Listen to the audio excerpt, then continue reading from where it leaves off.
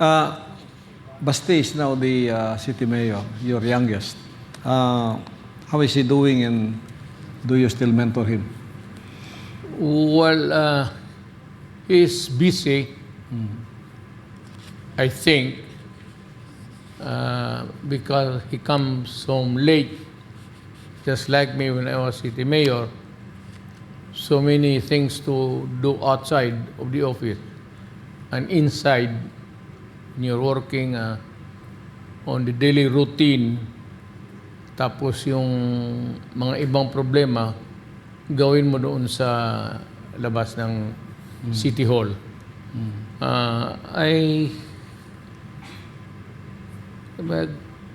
That 2 months ago, nag-usap kami at tinikita ko naman ng just called his attention na yung may mga ibang streets sa Davao madilim, kailangan mo ilawan para at least a well-lighted environment discourages crime. So, Mayor, maswerte yung sumusunod na mga mayor dito sa Davao. Maswerte sila, maswerte din kami dahil yung mga siblings mo ang sumunod and they don't have really a hard time in the city because nung iniwan mo itong city na to, sumusunod, disiplinado, may law and order, may peace and order at isa siyang gabayan ng mga city ng Pilipinas. So, nagpapasalamat kami na ipagpatuloy na lang yon, lalo na nasa hanay ng pamilya mo. To be honest, Pastor, I always hear people visiting Davao na ang mga tao ro dito ay medyo courteous, disiplinado. Yun man ang sinasabi ko noon. Sabi ko, I'm trying to build a comfortable city.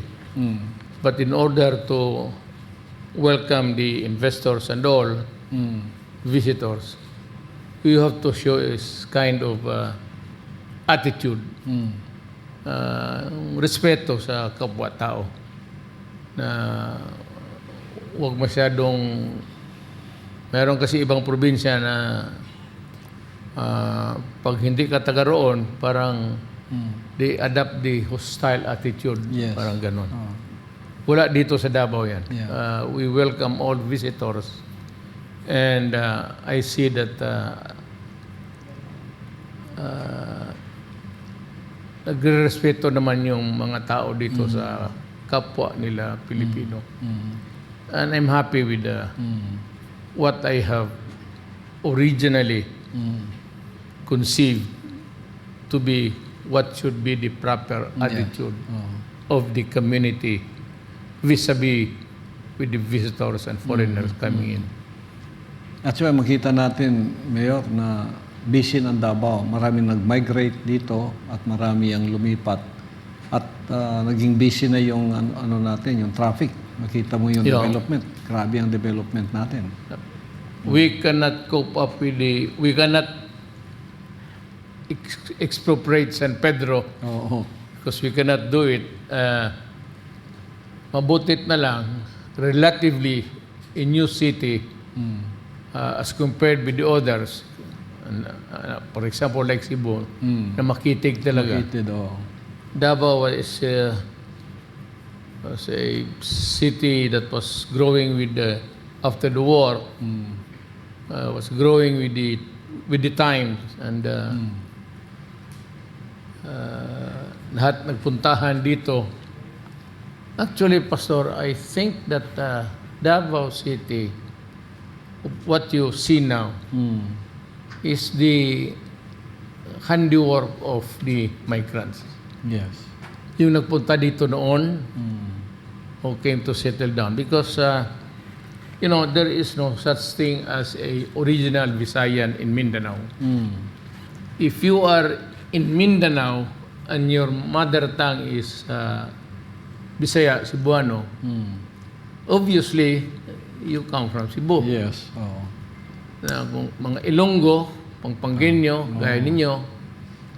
So, hindi tayo talaga Pangpangueño na Mindanao. Yes. Oo. Dito na yung iba, well, our forefathers brought many of us dito sa Mindanao. Migrate for the greener pastures in life. Yun rin ang dream ng tatay pati nanay ko na sana na mabagyan kami ng mabuting buhay kasi in Cebu or in other places medyo masikip na. There was too crowded and the opportunities were not really that many. So, ang Mindanao was a frontier land.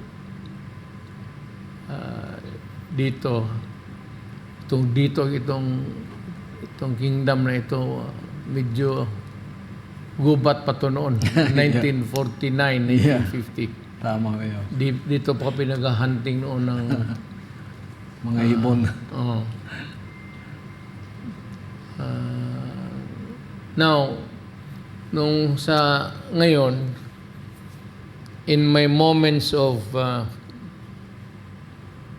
introspection of the soul, kikita ko ang Davao.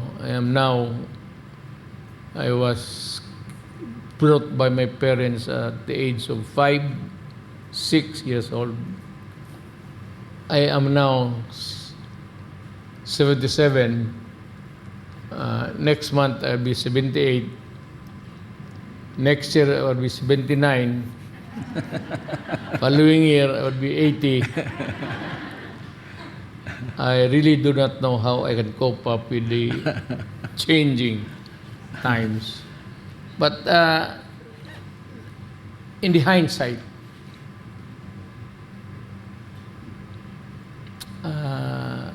maligaya ako na nakita ko I was managing the affairs of the community, the city, for 23 years as mayor. Yes, ma'am. So nakita ko talaga yung resulta ng trabaho ko.